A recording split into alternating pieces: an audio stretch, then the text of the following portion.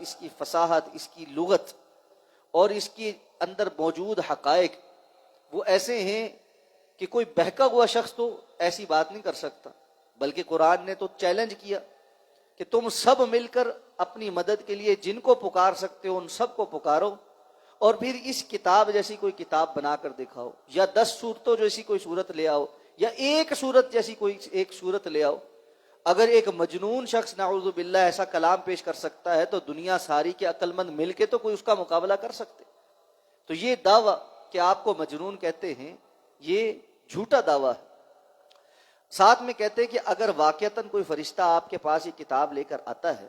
تو پھر آپ اس کو ہمارے سامنے لے کر آئیں تاکہ وہ آ کر کہے کہ آپ سچے ہیں اور آپ پر اللہ نے یہ نازل کیا ہے۔ تو اللہ رب العزت نے امتحان تو اسی بات میں رکھا ہے کہ انسان غیب پر ایمان لائے، وگرنہ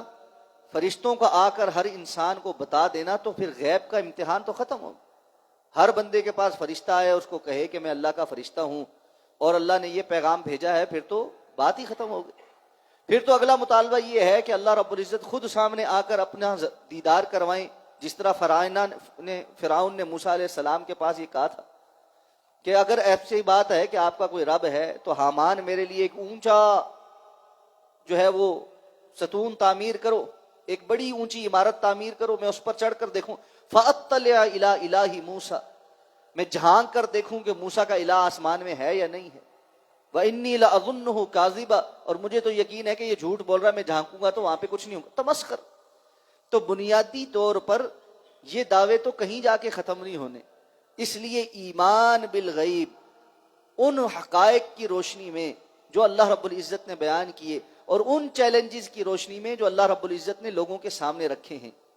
بعض لوگ یہ سوال کرتے ہیں کہ اللہ رب العزت کی ذات دکھتی نہیں ہے، قیامت بھی آگے مستقبل میں قائم ہوگی، ابھی ہم نے دیکھی نہیں ہے، جنت ہم نے دیکھی نہیں، جہنم ہم نے دیکھی نہیں، ایسے میں ایمان بالغیب بڑا مشکل ہو جاتا ہے، تو کیسے بندہ غیب پر ایمان لائے؟ یہ اس بندے کے لیے مشکل ہے جس نے قرآن مجید کو دقت کے ساتھ اور غور اور خوض کے ساتھ پڑھا نہیں،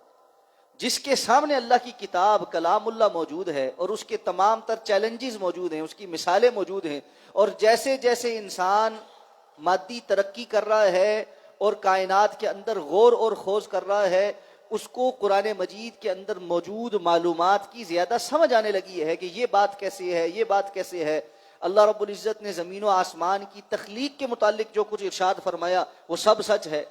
یعنی بگ بینگ تھیوری جو ہے، علم الفلکیات کی جو بنیاد ہے، اللہ تعالیٰ نے قرآن مجید میں 1400 سال پہلے اس کا پورا اصل بیان کر دیا کہ زمین اور آسمان ایک تھے، کانتا رتقا ففتقناہما، یہ ایک تھا، ہم نے اس کو پھاڑ دیا۔ اور اس کے بعد اللہ رب العزت نے زمین کے علیحدہ ایک نظام بنایا اور آسمانوں کا علیحدہ ایک نظام بنایا، پھر زمین کے اندر کے جو نظام ہیں ان کو پوری تفصیل کے ساتھ بیان کیا کہ اللہ نے 4 دنوں کے اندر یہ نظام بنائے۔ تو اللہ رب العزت نے جو چیزیں بیان فرمائی ہیں وہ چیلنج کے طور پہ آج بھی موجود ہیں۔ ایمبریولوجی کی جو چیزیں قرآن مجید میں اس دور میں بیان ہوئی،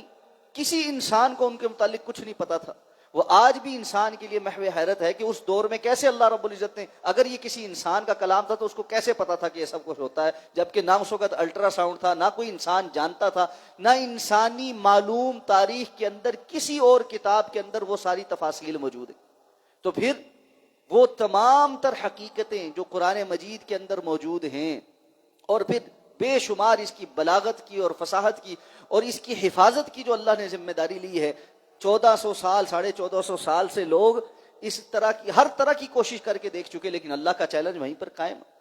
وہ پھر اللہ رب العزت کے اوپر غیب پر ایمان کیوں نہ لائے کہ جو کتاب اپنی تمام تر فصاحت، بلاغت، لغت اور معلومات میں اس قدر سچی ہے کہ آج تک تمام لوگ مل کر اس کا مقابلہ نہیں کر سکے، وہ اپنی باقی باتوں میں کیسے جھوٹی ہو سکتی؟ یقیناً جو کچھ اس نے بتلایا ہے، اپنے رب کا جو تعارف کروایا ہے، انسان کی تخلیق کے متعلق جو کچھ بتایا ہے، اس دنیا کی تخلیق کے متعلق جو کچھ بتایا ہے، انسانوں کو یہاں بھیجنے کے مقاصد کے متعلق جو کچھ بتایا ہے، اور یہاں سے جانے کے بعد کیا ہوگا وہ بھی مبنی برحق،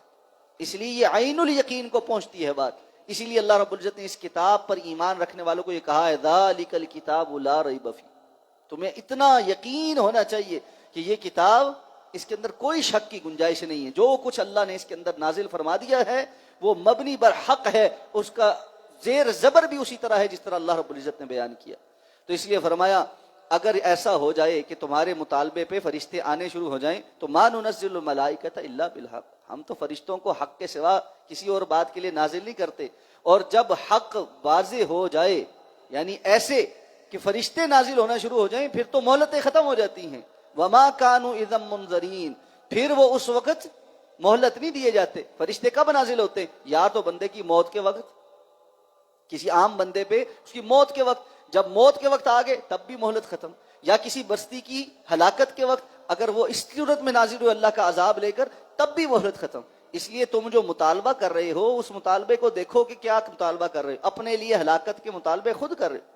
جب اللہ نے مہلت دے رکھی ہے تو اس مہلت سے فائدہ اٹھاؤ۔ ابھی ہم سب کو بھی مہلت ملی ہوئی ہے، اللہ ہمیں اس مہلت سے فائدہ اٹھانے کی توفیق عطا فرمائے۔ سبحانک اللہم و بحمدک، نشہد ان لا الہ الا انت، نستغفرک و نتوب الیک۔